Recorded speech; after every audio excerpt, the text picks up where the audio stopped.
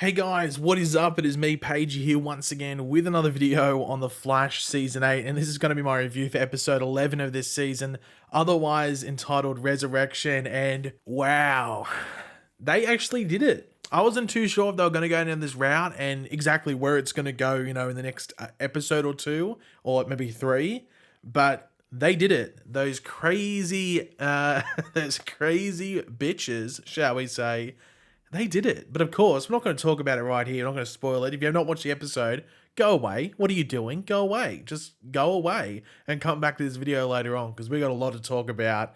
Of course, if you have watched the episode and you are continuing on, be sure to let me know in the comment section down below your various opinions, thoughts, reactions, and then also, theories going forward. I'm always curious to read what you guys are thinking.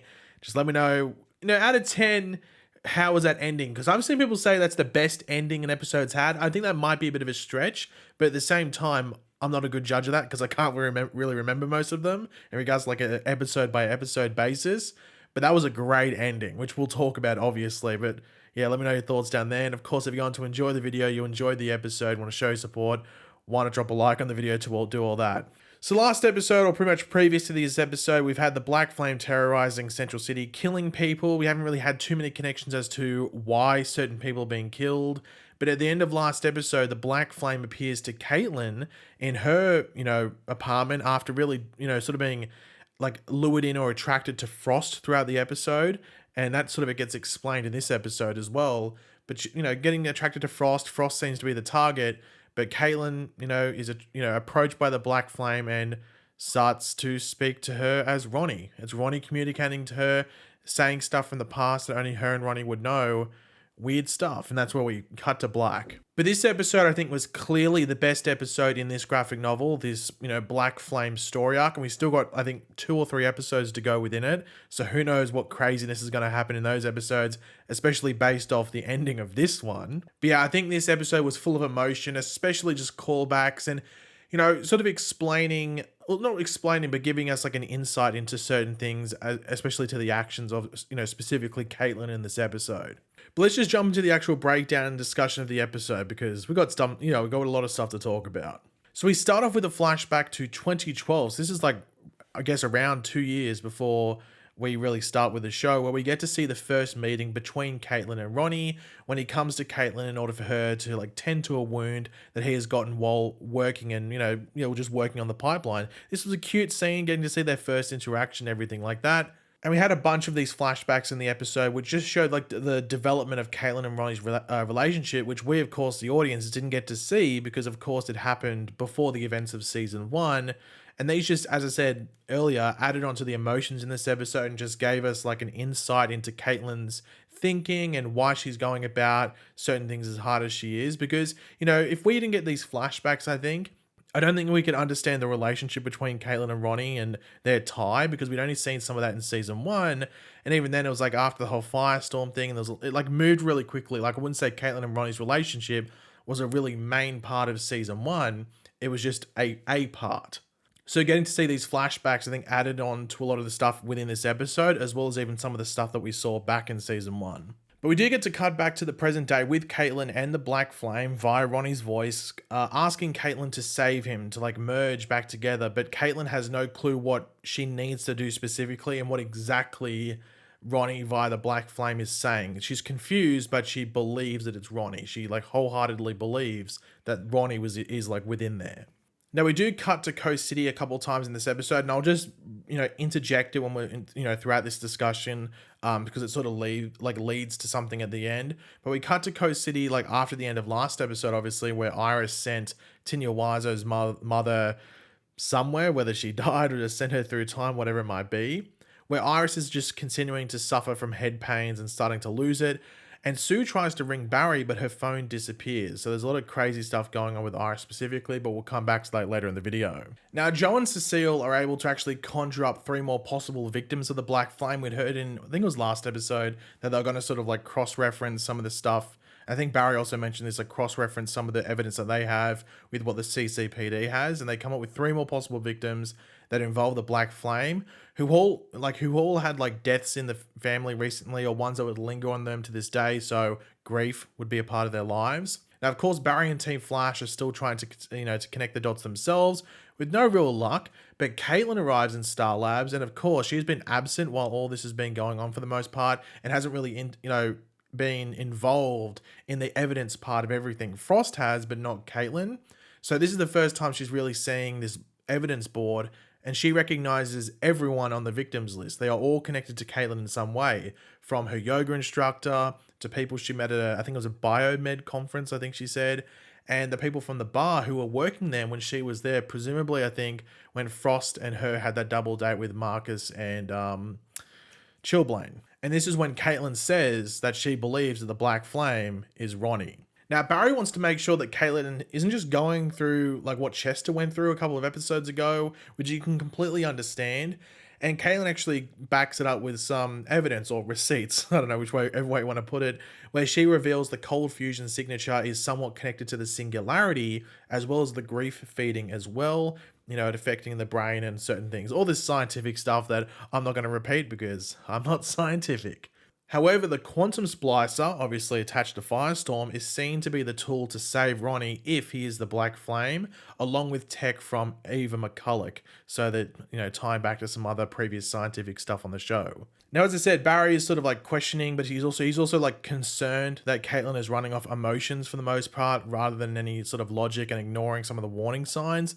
And Barry does keep the fusion sphere in his back pocket just in case. And I really wasn't sure where this episode was heading, whether we're going to get I guess, looking back at it, seeing we've watched the episode, a temporary happy moment or happy ending, or we were going to see Barry use the fusion sphere and like end everything completely. I wasn't too sure exactly which way we were going to go, which kept me on my toes. I'm pretty happy with that. I'm sure everyone that watched the episode was, excited to, be on your toes and not exactly know where they're going to go. Now, one scene, when it started, I thought, oh my God, one of these scenes again, but it actually ended up a pretty good scene, and it might be planting a seed for maybe something later on, but also even was sort of referencing even the end of this episode and the cliffhanger, which is sort of weird because I didn't think this scene would do that.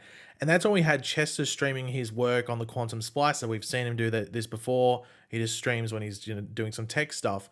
When Allegra warns him that not all knowledge should be put out in the open for everyone to hear, especially with this kind of device which could be attached to reviving the dead. And she even drops Blackest Night in the process. I think it was something her grandmother said or something like that. And I was wondering, is that like an Easter egg or is that planting a seed? And to an extent, it's a bit of both, depending on where I guess we go past this episode, and maybe even what it could be setting up going forward later. Not too sure exactly where they're going to go. That's for us to wait and find out. But Blackest Night, of course, is the storyline where dead characters from the past in DC were brought back to life, and one of the characters is the character we see at the end of the episode. So we know there's meant to be more dead characters presumably coming back. One of them's meant to be Eddie Thawne. I don't know. I don't know if that's actually meant to be planting a line again, like a mini sort of take on that, or influence, that's influencing the storyline. The Blackest Night storyline is influencing what we're going to see, I guess, starting at the end of this episode, maybe for a few more episodes. Especially because the next episode is called Death Rises. I have no idea, man. I'm just sort of confused. We'll have to wait and see where it goes. But we see Cecile mentally attacked by Ronnie, where he is like crying out to be freed by Caitlin, and Cecile is she's just able to feel the pain from the Black Flame. It's just translating over to her as well. However, Cecile just doesn't think that Ronnie wants to be brought back to life. She's just getting that feeling. It's just like, no, it's not this desire to live. It's like, it's the other side. He wants to pass on, and everything like that. And Caitlin struggles to accept this, which you can understand. But Barry gives the great example with him trying to save his mother. And also, just things can be too good to be true. But it's still too much for Caitlin. She still has hope and she wants to persevere. And you can see both sides clearly. And that's why I said I think the flashbacks really add on to that with her and Ronnie. Even though, as I said, there was some ignoring of warning signs and skipping of logic to an extent. But also, I think there's enough evidence to believe that it was truly Ronnie as well. Now, cutting back to Coast City for a bit, Iris does wake up after her previous time sickness episode, where Sue wants to bring her back to Central City, but Tinya arrives back, obviously still not happy, and just makes Iris invisible. I'm not too sure how Tinya's powers work in regards to where she can just, did she just make Iris invisible? Did she like send it to another plane of existence? I'm not too sure exactly how that works. I'm sure we'll find out maybe next episode, but I was a bit confused exactly what Tinya did to Iris. But back to the good stuff for the, the main plot of the episode. So Barry decides that using the fusion sphere to help Ronnie pass on is the best option. It's the most logical option. It's the safest option because you just don't know exactly what's going on. And they've experienced the Black Flame for a few episodes now, and it's killed like, what, 6 or 7 people? But Frost does bring up giving the Quantum Splicer a go, but Cecile just doesn't think Ronnie would accept it, which needs to be, the case. What does Ronnie want?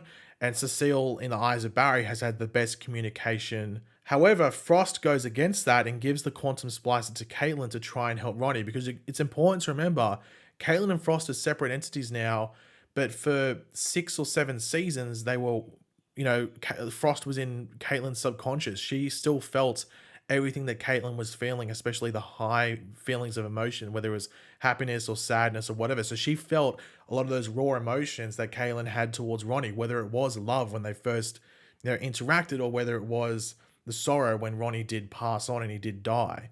So Frost felt that, so she thinks she has a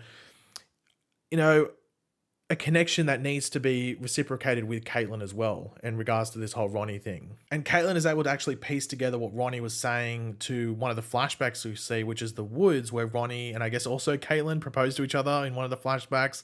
Caitlin was on her knee, but Ronnie was like, hey, I brought the ring, so we're proposing to each other, I guess.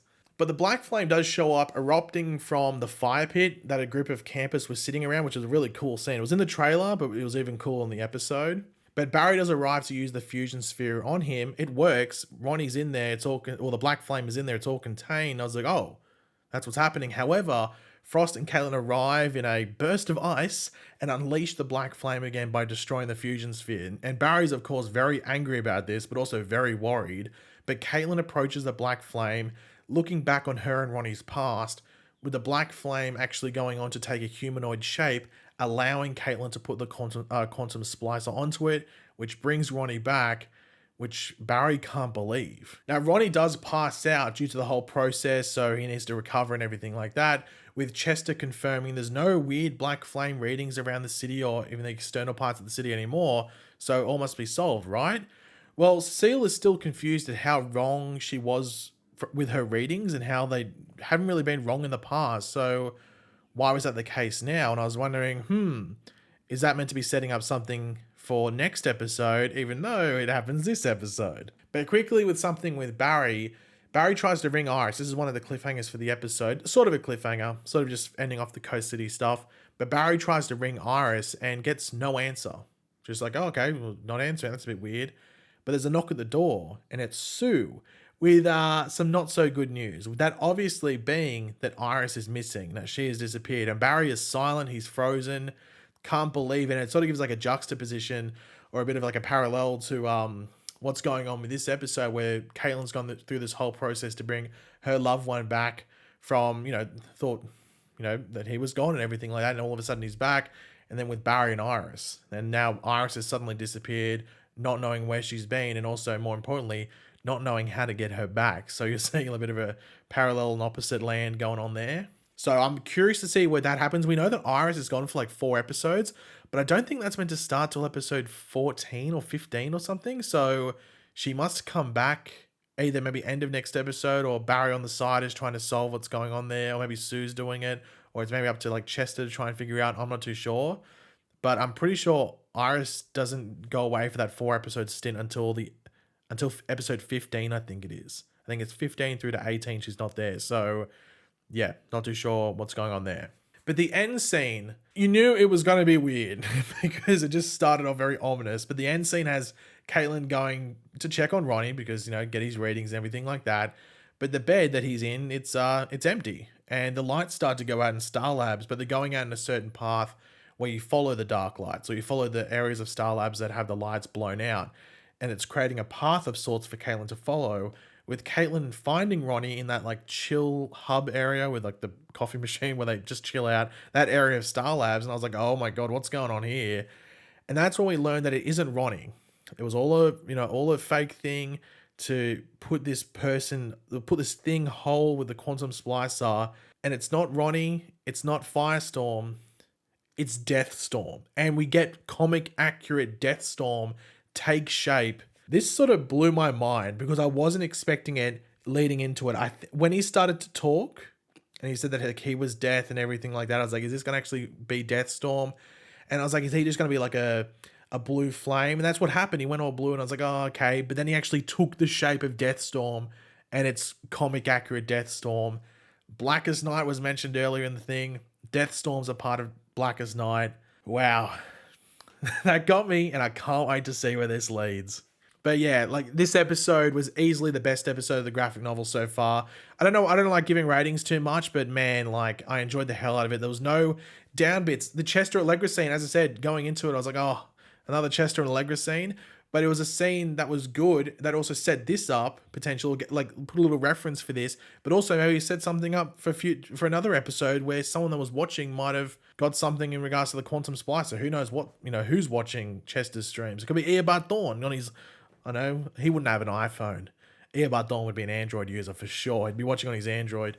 Samsung Galaxy, I don't know what he'd be watching it on. Actually, I better not diss that. I might get a brand deal with Samsung one day. Anyway, all phones are good. All phones are good. Anyway, Earbud Thawne might be watching on his phone. Maybe on his Nintendo Switch. I'm not too sure what he's watching on. He easily could have been watching that, planning, going, that's not a bad idea. But yeah, I can't wait to see where this goes. Because as I said, I think next episode is called Death Rises. And I need to add, we're on a week's break. They left us on an arse of a cliffhanger. We don't have an episode next week. We have a week off. So have to wait an extra week to see how that all plays out and everything like that. But yeah, guys, great episode. Thanks for watching. Hopefully you enjoyed the video. If you did, it'd be awesome if you could drop a like on it, show support. Let me know in the comment section down below your various thoughts, theories, predictions, everything like that going forward. Always curious to read what you guys are thinking. And of course, if you are new to the channel, make sure to subscribe. And I'll catch you guys later. Goodbye.